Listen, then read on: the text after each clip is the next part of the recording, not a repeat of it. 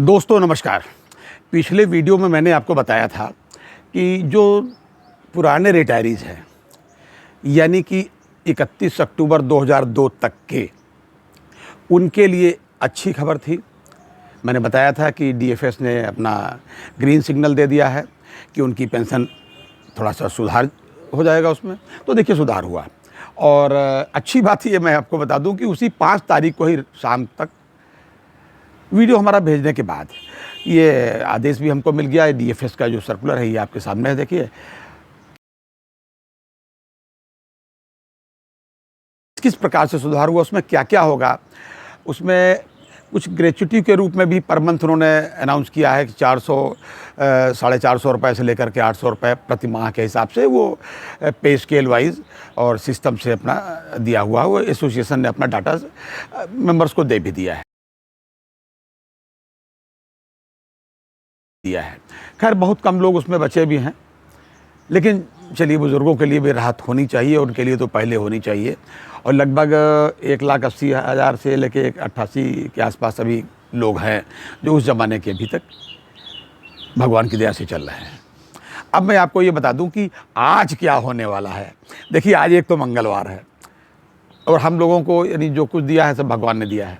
भगवान ने देते हैं, ऊपर प्रभु और नीचे न्यायालय और साथ में आपका संघर्ष।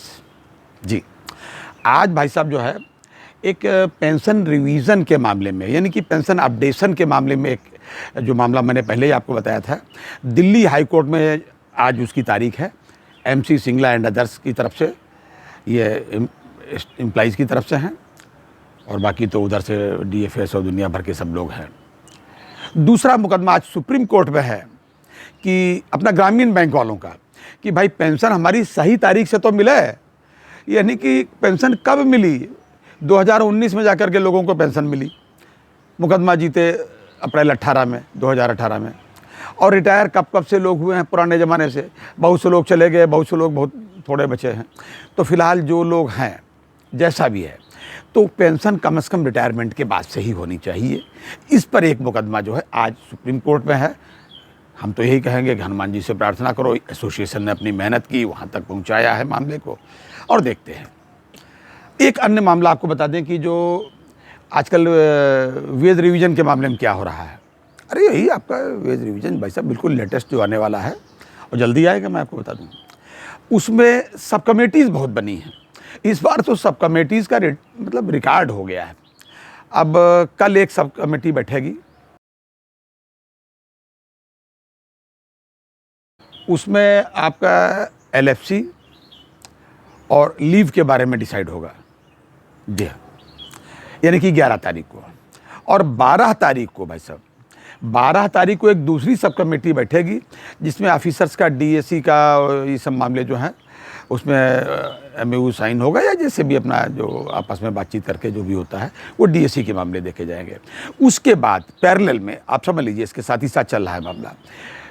फाइनल कमेटी जो बाद में बैठेगी जो परसेंटेज पर बात करेगी कि सब हाइक कितना होना चाहिए। एक्चुअली जब हाइक पर बात होती है तो जिम्मेदारी दोनों तरफ से बहुत बढ़ जाती है।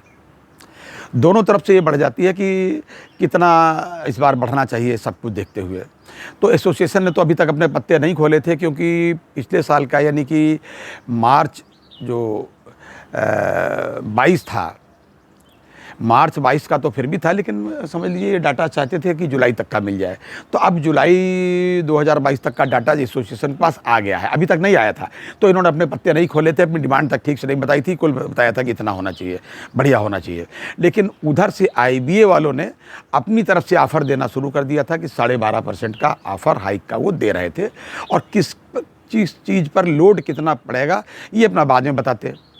ये हुआ, हालांकि फिर भी बहुत बेहतर है। कई बार तो हमने पहले देखा है कि वो 2% से शुरू करते थे, उन्हें मालूम था कि 2% की मजाक हो रहा है, लेकिन 2% हाइक से शुरू करते थे। ये भाई सब बात थी। लेकिन चलिए इस बार 12.5 से शुरू किया। मुझे लगता है कि 15 15.5 तक तो जाना ही चाहिए। ये तो आज की अपडेट थे। और जहाँ तक मैं समझ रहा हूँ कि ये दिसंबर लास्ट तक मुझे लगता है कि वेज रिवीजन का मामला फाइनल हो जाएगा। जी हाँ, ज़रूर फाइनल हो जाएगा क्योंकि तैयारी है जो चुनाव की लोकसभा की 2024 में। एक तो ये दिख रहा है। लेकिन एक चीज़ और हम आपको बता दें कि जो IBA है, इसका हिसाब किताब बड़ा अजीब सा है। अजीब कहीं कि डिसीजन लेने की हैसियत में नहीं होते, खाली बस वही ऐसे समझो जैसे शादी में मीडिएटर नहीं होता है, वो बीच में बैठ के इधर उधर की बात करता है, फिर बाद में फिर उनसे पूछता है, फिर जाके उनसे पूछता है। तो जो 5 डेज़ बैंकिंग का मसला था, 5 डेज़ बैंकिंग का मसला कई बार इनके साथ बैठ के करीब करीब डिसाइड हो गया। इन्होंने इन प्रिंसिपल उसको मान भी लिया, लेकिन उस पर अभी तक कोई काम नहीं हुआ। अगर आप DFS से पूछें, RTI डाल के भी पूछ लें तो कह दें कि मेरे पास कोई इसके संदर्भ में पत्र नहीं है, और IBA RTI के दायरे में नहीं आते। तो इस संदर्भ में एम्प्लॉइज़ ने क्या किया है या क्या करने जा रहे हैं वो मैं आपको बता रहा हूँ। जी हाँ, मैं 13 तारीख को, यही 13 तारीख को दिल्ली के जंतर मंतर में सायंकाल 5 बजे एक ये लोग धरना करने जा रहे हैं, बहुत बड़ा विशाल रैली करने फिर से जा रहे हैं, जैसे अभी